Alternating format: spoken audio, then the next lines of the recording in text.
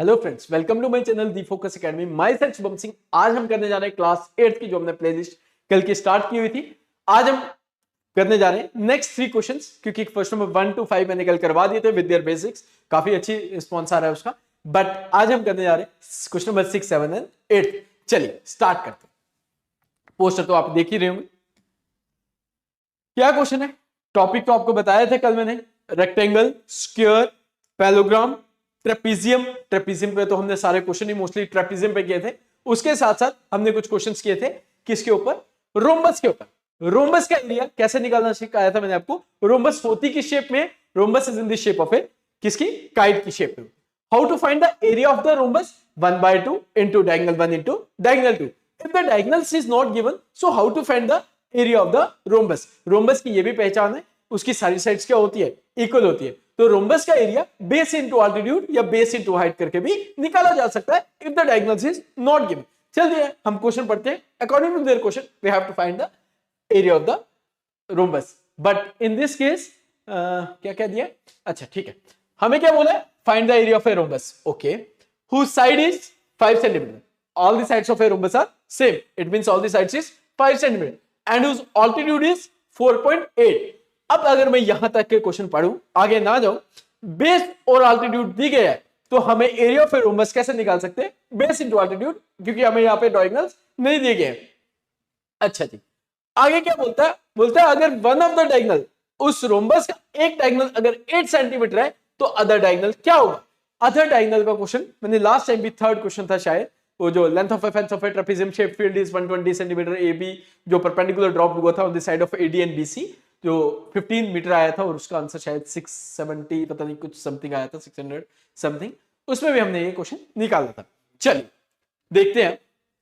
सबसे पहले हम यहां लिखेंगे let this side of A, let क्यों लिखेंगे? वो तो मेंशन किया हुआ है। लेट तो आप लिखते हैं जब हम मेंशन, हम लिखते हैं side of a rhombus.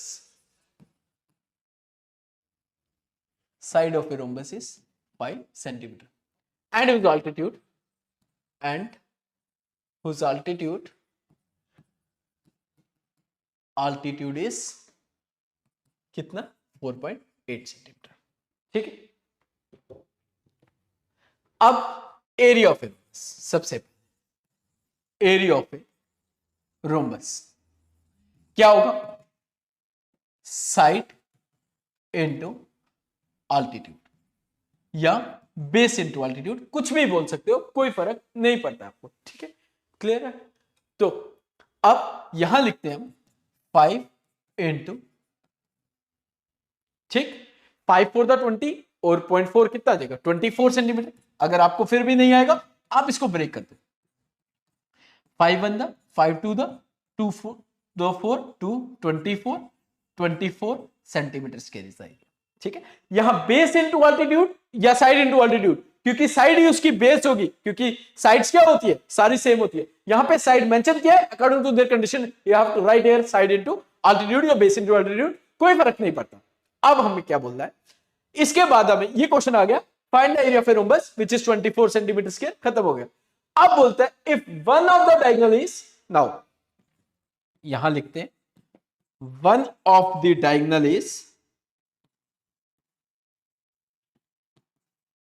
one of the diagonal is 8 centimeter and let the other diagonal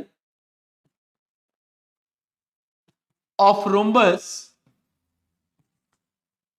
मान लीजिए x सेंटीमीटर, क्योंकि नहीं दिया गया। बट डायगोनल के केस में हम ये बोलते हैं कि एरिया ऑफ रोम्बस क्या होता है? 1/2 diagonal 1 plus into diagonal 2, 1/2 into diagonal 1 into diagonal 2।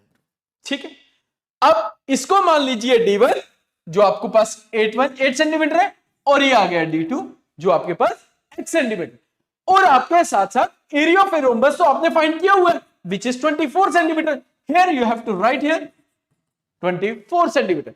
अब 1/2 इंटू 8 इंटू x, जो इसका पहला डायगोनल था 8, सेकंड डायगोनल क्या था, x था, 2 1 द 2 2 4 द 8। यहां तक क्लियर हो गया, क्योंकि एरिया हमने ऑलरेडी निकाला हुआ है। With the help of area you have to find the length of the other diagonal of the rhombus. तो यहां पे क्या बच गया, 24, 4 इंटू एक्स क्या होगा 4x। इट मींस 4x की वैल्यू हमारे पास कितनी है 24, x की वैल्यू कितनी हो जाएगी 24 divided by 4, 4 6 24, x equals to 6। ठीक है, देखो 6 4 दाई तो 24 होगा। ठीक है, क्लियर हो गया। अगर आप इसको वेरीफाई भी करो तब भी इसका 24 ही आएगा। क्लियर हो गया, देख लो इसको अच्छे से, जिसको भी जो डाउट है पूछिएगा। 8 और 4.8 और दिस, ठीक है। तो यहां लिख सकते हैं हम therefore length of other diagonal of rhombus, यहां छोटा सा लिख देता हूं, विच इज इक्वल टू 6। दिख रहा है ना सब, ठीक है। ये मैं साइड हो जाता हूं 1 मिनट के लिए, आप स्क्रीनशॉट ले। ठीक है, क्लियर हो गया ये क्वेश्चन। चल नेक्स्ट क्वेश्चन, इसको मोस्ट इंपोर्टेंट क्वेश्चन मार्क कर लो, ये मोस्टली टाइम पूछा जाता है। ठीक है, क्वेश्चन क्या है, the floor of A building consist of A 3000 tiles.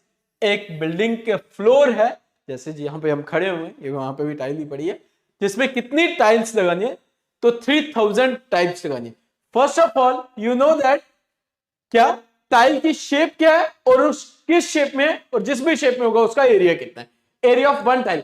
After that we have to find the area of the 3000 tiles, but which are rhombus shaped field, each of its diagonal is 45 and 30 centimetre.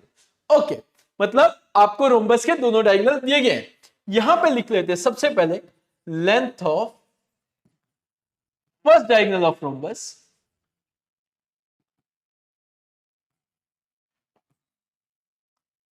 जिसका हम नाम देंगे D1, 45 centimetre. Length of second diagonal of rhombus,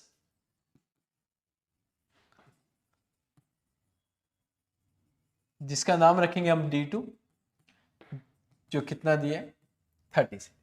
अब सबसे पहले हम ये पता होना चाहिए एरिया ऑफ ए रोम्बस होता क्या है, उस टाइल का एरिया है कितना है एक्चुअल में, एक टाइल का, कितनी टाइल्स का, एक टाइल्स का। अगर वो रोम्बस की शेप में है तो 1/2 इंटू D1 इंटू D2, अभी हमने ये सीख के रखा हुआ है। चलिए 1/2 इंटू 45 इंटू 30, तो यहां से इसको 15 से कैंसिल करेंगे, 45 और 50 कितना होता है 675, कर लो एक बार, 5 5 25, 2 5 5 for the 20 और 25 और 2 27, 4 और 2 6 675 675 एरिया है तो सेंटीमीटर स्क्वायर में। ठीक है, यहां तक क्लियर हो गया। ये किसका एरिया निकल गया, एरिया होगा रोम्बस का, बट वो रोम्बस क्या है, टाइल है। Area of one tile, a tile लिख लो या वन टाइल लिख लो, वो 675, but we need to find the area of 3000 tiles. अगर एक टाइल्स का निकल गया है तो how to find the 3000 tiles area, area of 3000 tiles 675 multiply bye,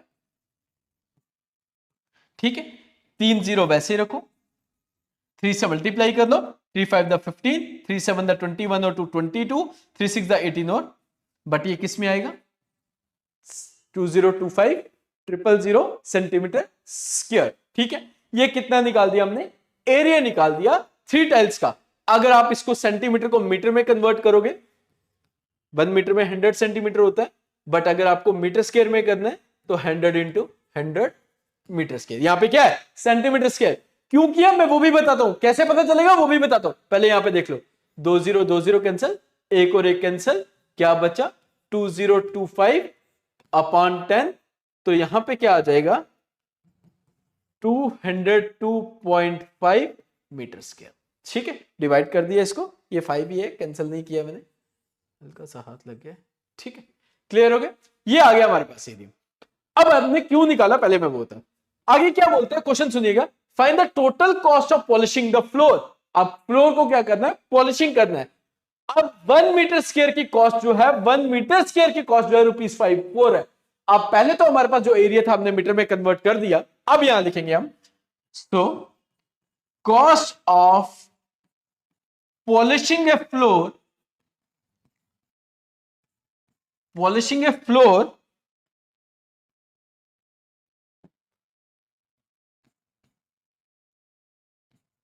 for 1 metre square की ₹4। Cost of polishing a floor कितने मीटर स्क्वायर? 202.5 मीटर स्क्वायर की, 1 मीटर स्क्वायर की है ₹4, इसको 4 से मल्टीप्लाई कर देंगे। ठीक है, अब कितना आएगा?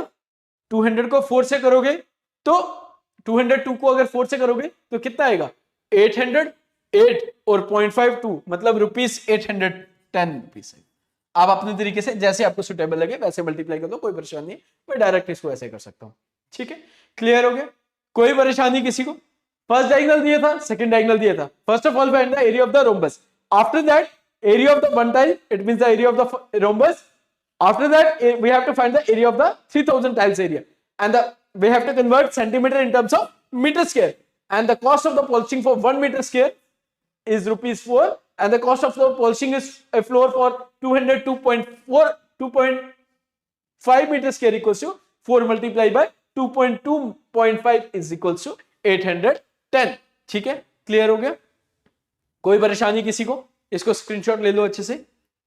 ठीक, चलिए नेक्स्ट क्वेश्चन करते हैं। 1 मिनट पानी पी लेते हैं 1 मिनट के लिए।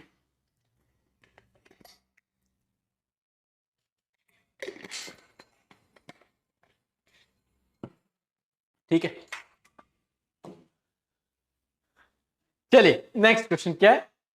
Mohan wants to buy a trapezium shape field. Again topic किसका आ गया? ट्रेपीजियम का।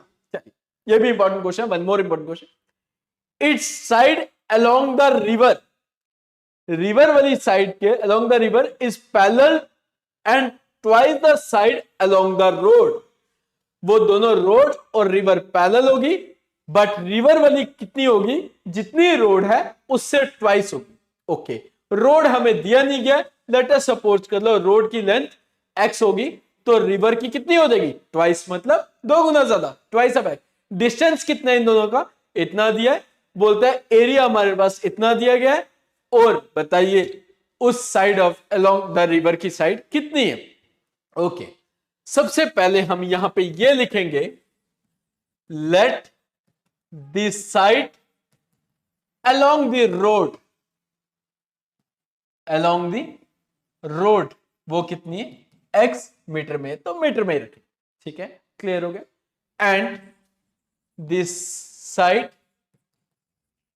अलोंग द रिवर वाली कितनी हो जाएगी? वो कितनी हो जाएगी? Twice x। Distance between them, distance between the river and road, या road and river, what it is, 100 metre. ठीक है जी, which are in the shape of a trapezium. And आपको यह बोला गया है कि एरिया ऑफ ए ट्रेपीजियम कितना दिया गया है? कितना दिया गया था? 10500 मीटर स्क्वायर। ठीक है, 10,500। क्लियर हो गया? अगर ये ट्रेपीजियम है, रोड और रिवर जो है आपस में पैरेलल साइड्स है, हम यहां पे ये लिखेंगे 1/2 sum of parallel side. Trapezium का कॉन्सेप्ट याद रखिएगा, 1/2 sum of parallel sides into their height, that is equals to their area, that is equals to 10,500 meter square। Clear हो गया? 1/2 parallel side road plus river into their distance 100, that is equals to 10500 meter square। Clear हो गया? कोई मुश्किल? ठीक, अब 2 से 50 cancel कर दो। ठीक है, x plus 2x दोनों वेरिएबल है, that is equals to 3x। ठीक है, 500। ठीक है, अब 3 5 द 15, x equals to 105 upon multiply वाला वहां जाके क्या करेगा, डिवाइड करेगा, 0 0 cancel, x is equals to 105 2 0, 15 7 द 105, एक 0 वैसे ही रहेगा क्योंकि वहां पे 2 0 थे, एक कैंसिल हो गया, यहां पे ठीक करके लिख ही देते हैं, थोड़ा सा गलत हो गया था। x इक्वल्स टू 105 0 अपॉन 15, 15 7 द 105, 15 6 द 90, हाँ 90 और 105, 0 एज इट इज, x की वैल्यू 70 मीटर होगी।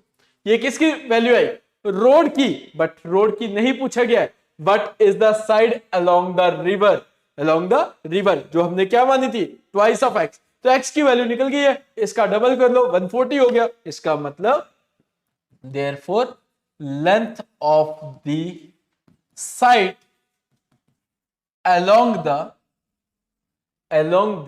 river, वो क्या मानी थी हमने, ट्वाइस x मीटर, तो 2 into 70 that is equal to 140 metre.